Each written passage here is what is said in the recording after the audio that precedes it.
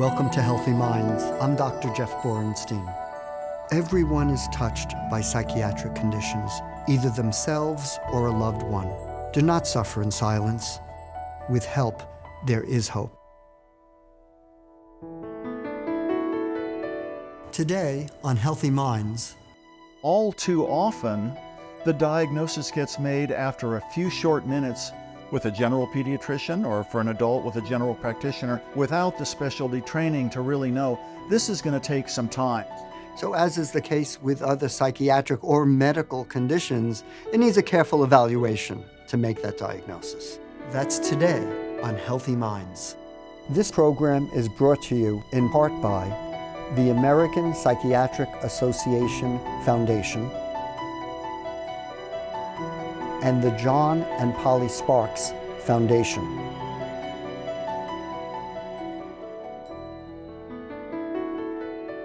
Welcome to Healthy Minds. I'm Dr. Jeff Borenstein. ADHD. What do you need to know as a parent, other family member, teacher? What do you need to know about this condition? Today, I speak with leading expert, Dr. Stephen Henshaw, about ADHD. Steve, thank you for joining us today. My pleasure. I'd like to jump in and ask you to describe the symptoms of ADHD. ADHD is the somewhat awkwardly named condition called Attention Deficit Hyperactivity Disorder. And that name betrays that there are two main features or dimensions: attentional, organizational problems on the one hand, and hyperactive and impulsive behaviors and symptoms on the other. In the first realm, distractibility, not following through, doesn't seem to hear all the directions that have been said, a lack of focus. And in the second, doing things without thinking them through, all the way to interrupting a lot, or in more boy than girl cases, actual fidgeting, squirming, on the move behavior. In an interesting way, ADHD is a misnomer. It's really not a deficit in attention as much as a problem in regulating attention and regulating your impulse control as situations and tasks change. So one of the cardinals of ADHD is a kind of consistent inconsistency in kids, teens, and adults, having to constantly readjust your motivation and your effort as you go from algebra to French, or as you go from a casual conversation at work to a meeting with your boss, and in different aspects of a close relationship. And as you're pointing out, sometimes somebody with ADHD can be very good at being hyper-focused on a particular activity. Well, that's another great reason why we shouldn't probably think of it as an attention deficit. Many people with florid ADHD, once they're in the groove, once it's a task that they're really good at, have strong intrinsic motivation for, where did lunch go? Where did dinner go? Where did any breaks go?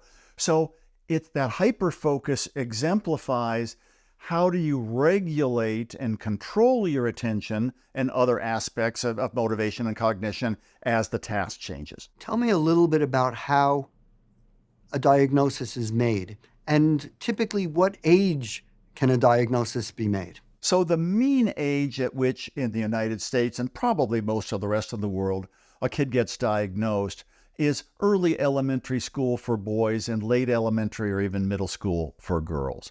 And this is because now, even though signs might have been present from the preschool years, with a formal curriculum, teachers are often the ones to notice most of the other kids in class can follow multi-part directions, but this particular child has real difficulty. There's a lot of rule-ins and rule-outs. So the quick answer to your question is, all too often, the diagnosis gets made after a few short minutes with a general pediatrician or for an adult with a general practitioner without the specialty training to really know this is going to take some time. So as is the case with other psychiatric or medical conditions, it needs a careful evaluation to make that diagnosis. Without a careful evaluation, just to give two examples, way more boys got the diagnosis than girls. back in the day because we emphasized only the fidgeting, overactive behavior. And in parallel, girls got missed, both because of the belief that girls really didn't have ADHD, but also because girls are more likely than boys to show these more exclusively inattentive forms of the condition, which takes really careful observation to reveal. It's not as salient as a boy's running around a classroom. I want to delve into this difference between boys and girls. This is an area of research that you've been a leading person on. Tell us about those differences. If we think of what we call neurodevelopmental disorders, autism spectrum, ADHD, Tourette, very early onset conduct disorder, there are more cases in boys than girls. Now, when I went to school some decades back, we thought it was 10 to 1, 15 to 1, 20 to 1. We know now it's closer to around 2.5 to 1 for ADHD, 3 to 1 for autism, 4 to 1 for Tourette. The developing brain, if it's been in a boy with an XY chromosome, has been secreting a lot of androgens prenatally, and that creates a biological male. It also, frankly, slows brain development for the early years of life. So it's little wonder that boys are more susceptible than girls to some of these neurodevelopmental conditions. But if you look closely, and it may be the less salient or less disruptive impulsive behaviors, many girls have been suffering in silence, not understanding two-part directions, not reading social cues well in their teachers or their peers or their parents, and the diagnosis can get delayed because it may take until middle school or after for the symptoms to really become impairing. So once a diagnosis is made, what happens next? And I know it's age-related, so tell us for a younger child and then maybe for an adolescent, older child, what happens after the diagnosis? What happens after the diagnosis actually differs around the world. In most countries, the first line of treatment is considered to be behavioral, environmental, reward-based interventions, especially for younger kids. People with ADHD at that age, at any age, have trouble developing intrinsic motivation for tasks that don't come easily.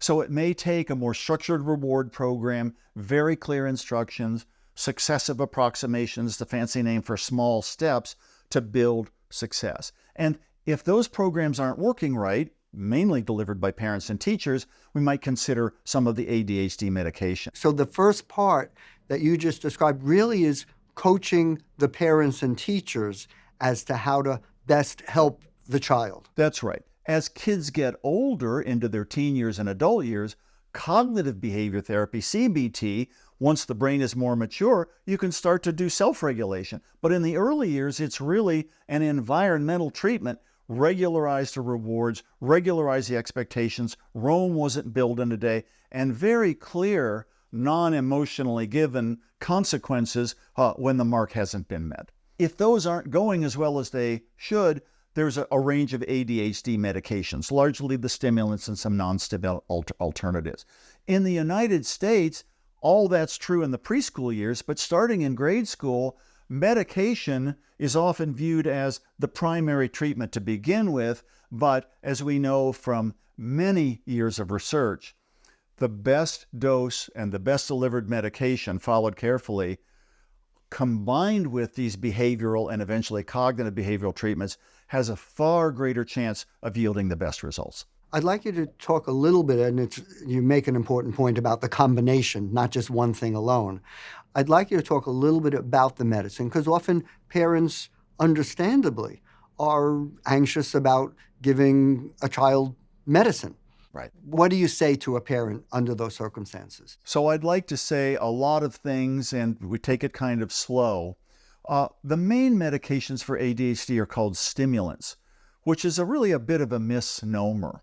Let's call them what they are, SDRIs, selective dopamine reuptake inhibitors. Most everybody knows what an SSRI is, a selective serotonin reuptake inhibitor. Keeps serotonin in the synapse active for a little bit longer, helping to regulate the serotonin system, helping with depression and anxiety, etc. An SDRI does the same thing. It allows dopamine to stay in the synapse a little bit longer, helping to regulate the few dopamine pathways in the brain that are essential for self-regulation and motor control and these areas, these pathways in the brain go from the midbrain up to the frontal lobes.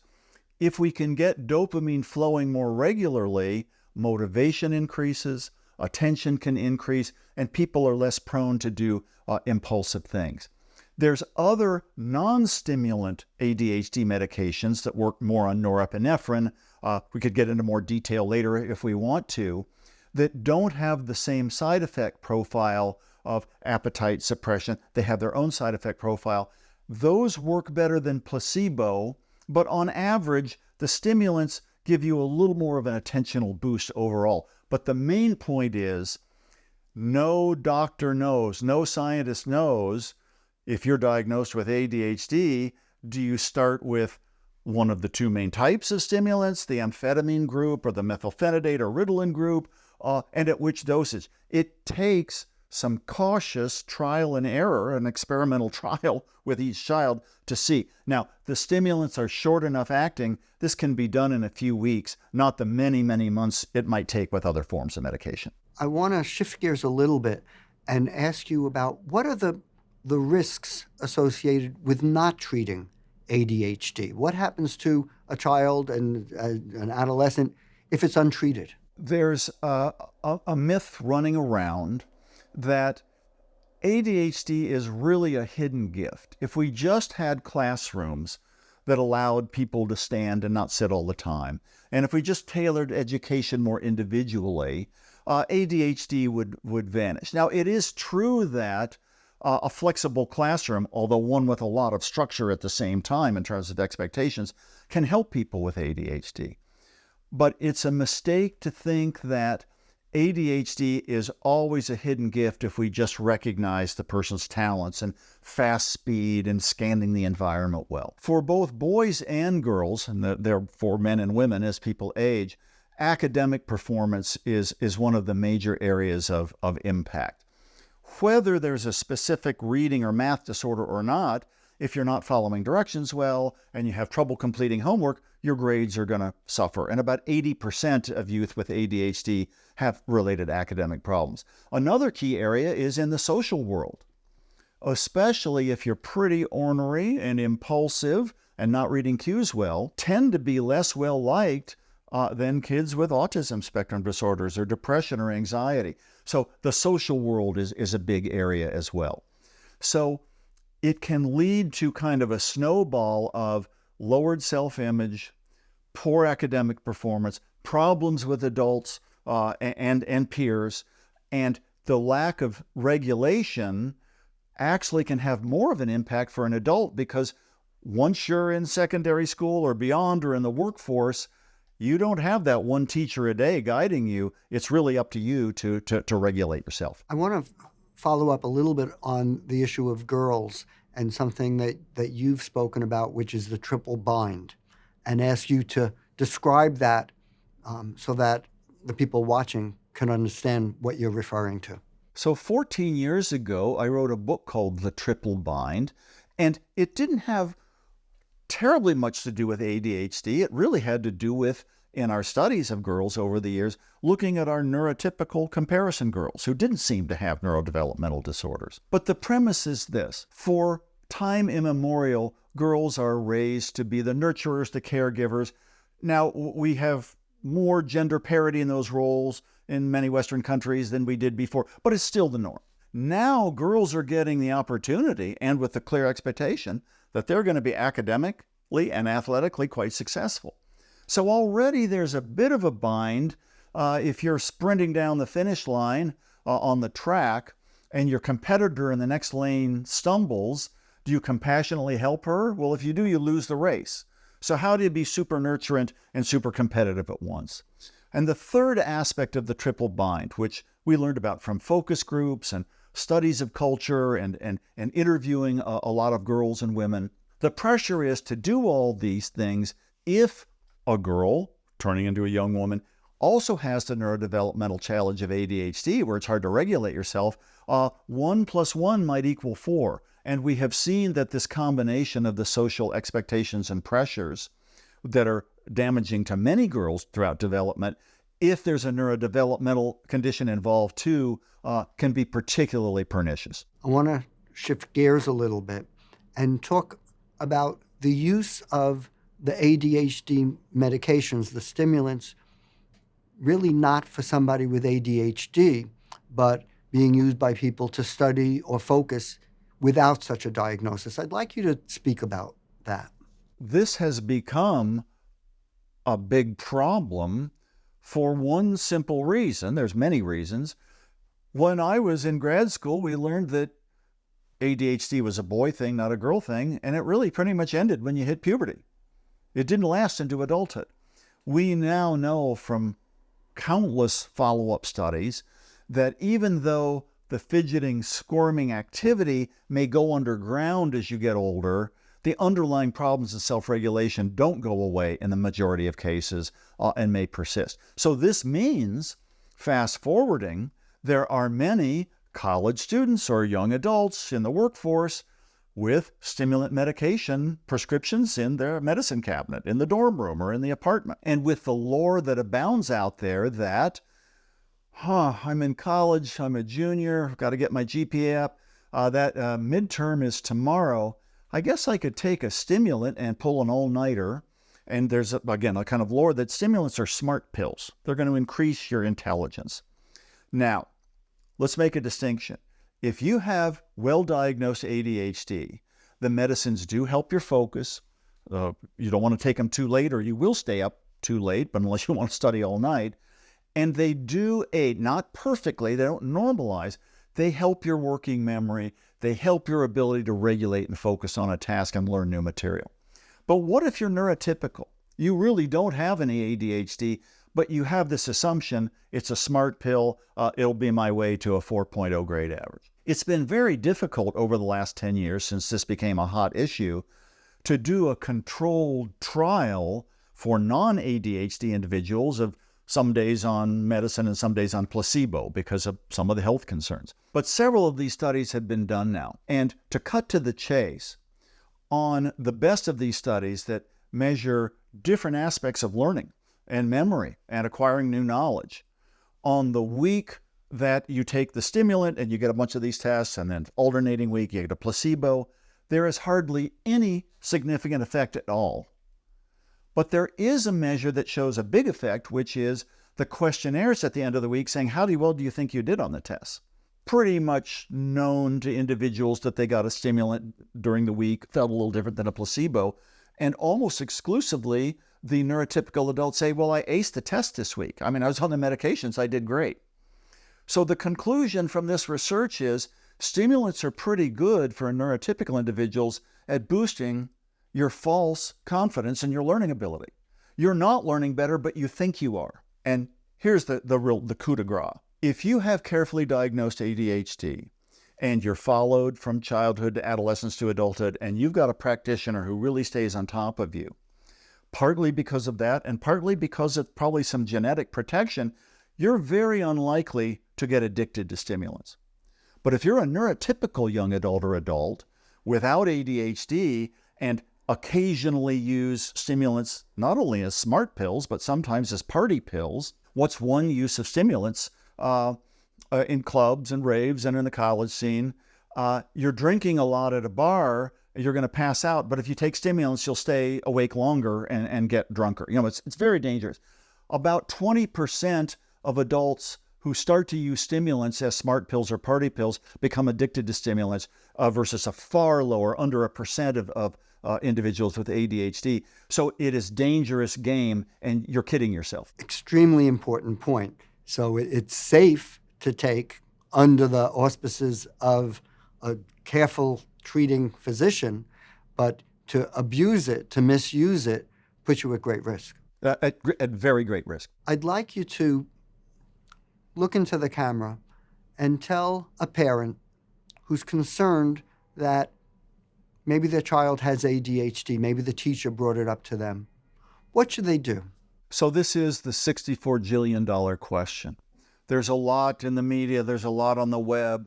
The myth that ADHD is just labeling of 4 classrooms, or the myth that it's always a hidden gift. So what I would tell a parent is, number one, do you trust the practitioner that you're going to see? Are they experienced in assessing and treating ADHD?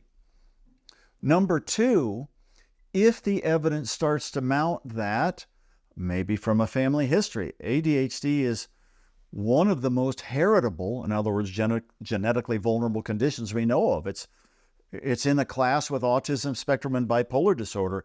More than 80% of the risk is because of the genes you inherit, not the way you're raised in particular. So, but if you're getting that sense from the clinician, are you also getting the sense that the clinician isn't going to first and foremost and only pull out a prescription pad and write a prescription for a medication? The best ADHD treatment plans are really holistic. Aerobic exercise is an evidence-based treatment for ADHD. It's not as good as the behavioral treatments or as medication. Avoiding a lot of additives in the diet. A lot of ADHD dietary treatments can be fatty and not very helpful. There's a lot of trials now about mindfulness and other forms of meditation. The evidence-based treatments are the behavioral, reward-based, positive parenting and positive classroom interventions in combination with the right dose of medication. So I would say to parents, maybe you're worried that ADHD is overdiagnosed, and it certainly can be. It also tends to still be underdiagnosed in girls. And maybe you're worried that getting your kid on medications is somehow poisoning their brain. I mean, there's a lot of lore out there that this is somehow unethical. What about your kid's asthma, or what about your kid's cancer? Would you forego the chance to try? So one of the things I say a lot to families is, if the diagnosis has been made well, would you consider a trial? Doesn't mean you've given your kid a lifetime sentence of medication, but you will know in a few weeks with a good physician and mental health team monitoring this whether the medication's working or not. So it may be worth that chance. It sounds like one thing to look for in a treating professional is that they're not just writing a prescription and handing it to you and that's it, that they are combining this with other behavioral approaches, coaching the parents, doing work with the child, etc., not just writing a prescription. Very much so. And a point I want to emphasize is, in these coaching style behavioral, environmental, school, and home interventions, a thing that can get overlooked is finding the kids or teens or adults' strengths. Look around and see what your kid really enjoys. Find ways to encourage that alongside the skills they need to develop in self-regulation and math and English and everything else. Because too many home-based conversations between parents who often have ADHD themselves because of the genetics in kids, and teachers and kids is, you didn't do this, the kid internalizes, I'm a failure at this, and it gets into a negative spiral. A strengths-based approach can lead to that positive, virtuous cycle, which is where you want to see the kids going. Steve, I'd like you to tell us about some of the long-term effects of ADHD. More data are emerging that ADHD may rob people of the years they stay alive, often through poor health habits, often through unhealthy eating, clearly through accidental injuries, which data around the world are converging is a big problem for people with ADHD. So we've known for some time now that schizophrenia might, on average, take 20 years off a person's lifespan. Severe bipolar disorder probably in that ballpark too. And ADHD, which is often considered mild, people with ADHD don't hear voices, they're not psychotic, they can function well in many aspects of life, but there's hidden costs to impulsivity, and hidden costs to a lack of planning, and hidden costs to carrying around the burden that you've never quite lived up to your potential. And some of those relate to health behaviors. So ADHD may well be one of those conditions where, if we're just talking about the nuts and bolts of life expectancy, 10 or more years may be lost on average. Very important point about life expectancy and also quality of life. That's right. Untreated ADHD can have a negative impact on both, but with treatment, those negative impacts can be reversed. That's clearly the key point. Steve, I want to thank you for all the work that you've done in this field, for all the people that you've helped over the years, and thank you for joining us today. What a pleasure to have had this opportunity. Thanks so much.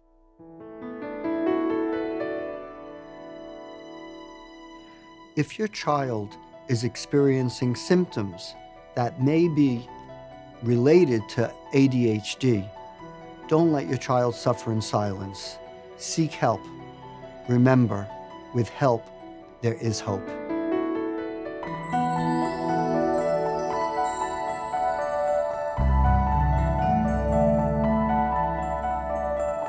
Do not suffer in silence. With help, there is hope. This program is brought to you in part by the American Psychiatric Association Foundation and the John and Polly Sparks Foundation.